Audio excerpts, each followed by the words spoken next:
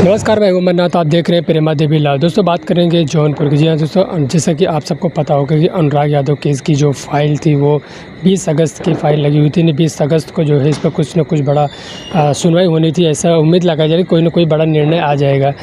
लेकिन उससे पहले आप ये समझ लीजिए कि जो जौनपुर है इस समय अपराधों का गढ़ बनते जा रहा है। जौनपुर में एक समय ऐसा था कि वहाँ पे IAS IPS इन यूँ कह लें कि शिक्षा के मायने में सबसे नंबर 1 पे वो राज्य था। लेकिन ऐसा क्या हो गया कि वहाँ पे आए दिन हत्याएं, मर्डर, ये सब चीज़ें देखने को मिल रहा है, बलात्कार देखने को मिल रहा है।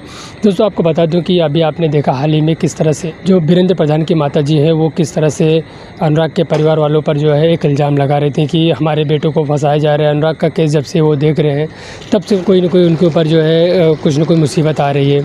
ऐसे में जब अनुराग के पिता हैं, जब उन्होंने ये न्यूज़ देखा, जब ये खबर सुनी उन्होंने कि जो वीरेंद्र प्रधान उनकी माताजी ऐसा कुछ बोल रही हैं, तो उन्होंने भी पलटवार करते हुए उन्होंने ये कहा कि अगर लग रहा है वीरेंद्र प्रधान को या फिर उनके परिवार वालों को कि अनुराग का केस देखने के बाद में उनके परिवार के ऊपर इस तरह से परेशानी आ रही है तो वो ये केस छोड़ दें।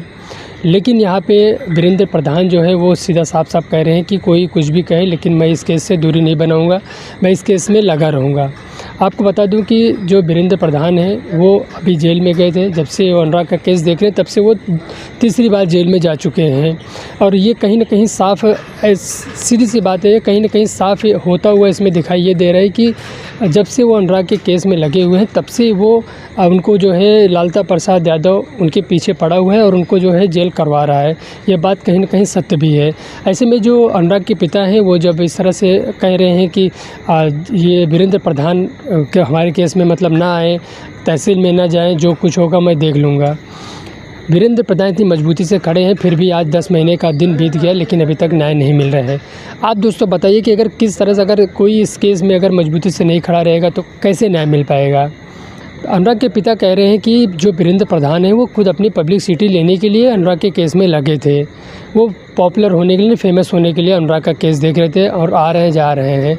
इसमें कहाँ तक सच्चाई है दोस्तों ये अनुराग के पिता ही बता सकते हैं। लेकिन सबसे बड़ी बात यह है कि अगर वीरेंद्र प्रधान इन सब चीज़ों को लेकर जिस तरह से रामजीत यादव उनके ऊपर इल्ज़ाम लगा रहे, अगर वो दिल पर ले लें तो क्या अनुराग को न्याय मिल सकता है। दोस्तों न्याय मिलेगा, देरी से मिलेगा, लेकिन जिस तरह से अभी अनुराग का केस अभी देख रहे हैं, वीरेंद्र प्रधान तहसील पे आ रहे हैं, जा रहे हैं, कोर्ट में कोर्ट कचहरी का चक्कर लगा रहे हैं, क्या जो रामजीत यादव हैं वो कोर्ट कचहरी का चक्कर लगा सकते हैं? जी नहीं। इसमें कहीं ना कहीं जो वीरेंद्र प्रधान हैं वो जो है इसमें मजबूती से लगे हुए हैं और उनको जो है जो अनुराग के पिता हैं उनको इस तरह से नहीं बोलना चाहिए।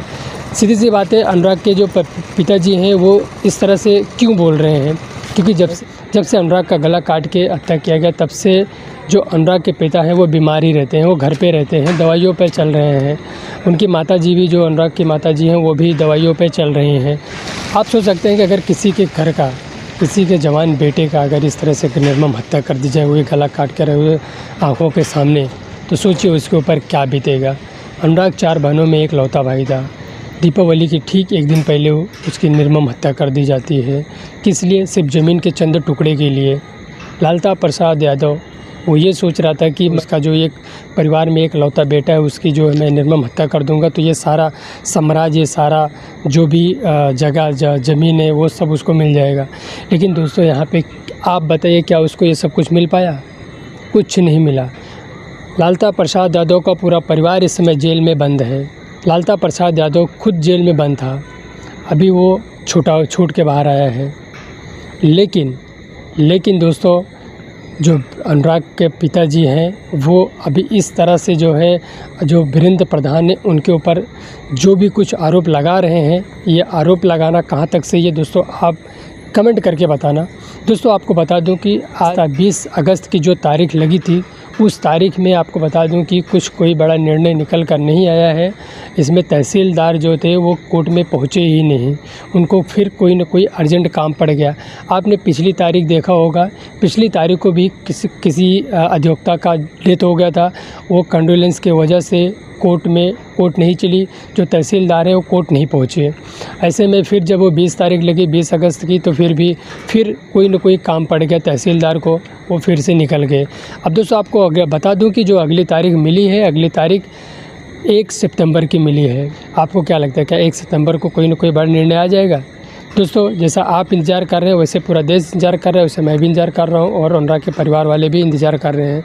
लेकिन देखते हैं कि इसमें जो है अगली तारीख जो 1 सितंबर की पड़ी है उसमें क्या कुछ निकल कर सामने आता है।